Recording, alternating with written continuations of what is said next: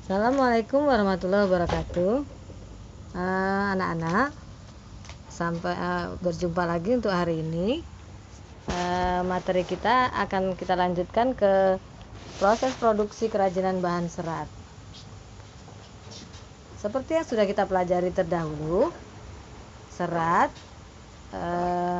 terbagi dua, yaitu serat alam dan serat buatan. Proses produksi kerajinan bahan serat ada 3 macam, yaitu yang A, menenun dengan cara menenun. Teknik menenun pada dasarnya hampir sama dengan teknik menganyam. Perbedaannya hanya pada alat yang digunakan. Pada kerajinan menenun, alat yang digunakan disebut lungsi dan pakan. Ibu rasa kalian sudah tahu alat yang digunakan untuk menenun. Kemudian teknik menenun hampir sama dari beberapa daerah di wilayah Nusantara. Yang membedakannya hanya ragam hiasnya saja. Contoh tenunan yaitu kain ulos dari Batak, kain tapis dari Lampung, kain torso dari Jepara, dan kain songket dari daerah Sumatera, Bali, Kalimantan, dan Sumbawa. Jadi daerah-daerah yang Ibu sebutkan tadi semua hasil kerajinan tenunnya disebut kain songket, tapi kain songketnya mengikuti daerahnya. Jadi songket Sumatera, songket Bali, songket Kalimantan, dan songket Sumbawa, seperti itu.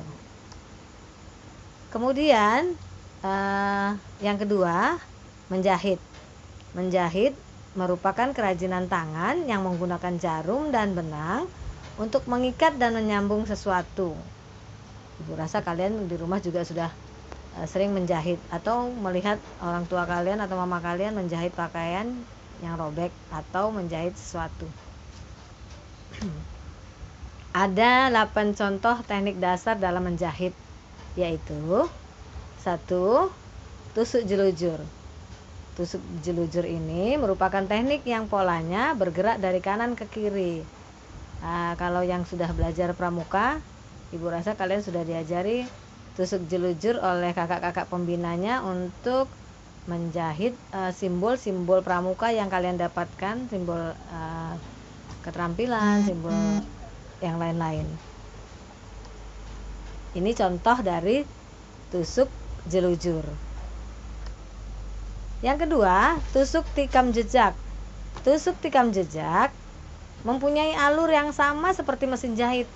Kalau kalian pernah melihat jahitan dari mesin jahit, hasil jahitan dari mesin jahit, cara membuatnya adalah cara membuat pola tikam jejak ini adalah melakukan jahitan secara 2 kali dari tusukan bagian atas, seperti itu. Dan contohnya seperti ini. Ini contoh dari tusuk tikam jejak. Kemudian yang ketiga, tusuk planel. Digunakan sebagai metode menjahit pinggiran dari busana yang diobras. Ingat, ada kata-kata baru yang harus kalian cari, diobras. Ini contohnya, tusuk flanel. Yang keempat, tusuk peston. Pola tusuk peston juga berfungsi sebagai dekorasi, khususnya apabila kombinasi warna benang dasar dan hias mempunyai keselarasan yang baik. Ini contoh dari tusuk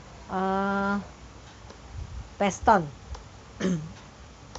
Kemudian yang kelima, tusuk balut. Cara menjahit dengan teknik dasar tusuk balut ini adalah dengan arah kiri ke kanan dan sebaliknya dengan sedikit miring.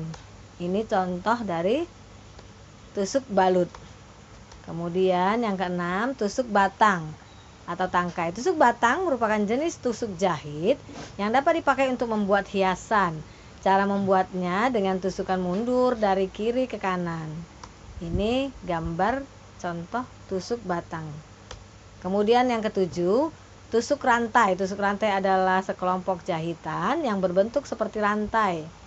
Walau tusuk rantai merupakan teknik kuno, tusuk ini masih merupakan teknik yang paling banyak digunakan dalam dunia menjahit. Ini contoh dari tusuk rantai. Yang ke-8, yang terakhir, tusuk silang.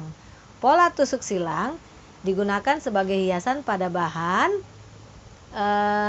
cara membuat pola tusuk silang adalah dengan menjahit dari kanan atas ke kiri bawah.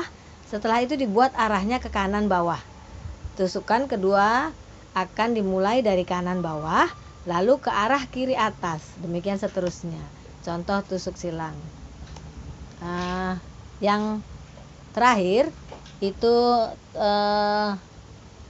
proses pembuatan kerajinan serat adalah dengan cara mengikat. Mengikat adalah menyatukan helaian kain yang satu dengan yang lainnya menggunakan alat pengikat untuk membentuk pola tertentu. Ikatan berupa simpul ataupun pola warna.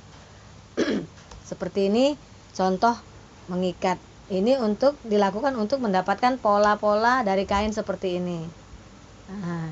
Ibu rasa demikian dulu materi kita hari ini, dan tadi ada kata-kata baru yang harus kalian cari di rumah dan kalian tulis di buku catatan kalian adalah obras.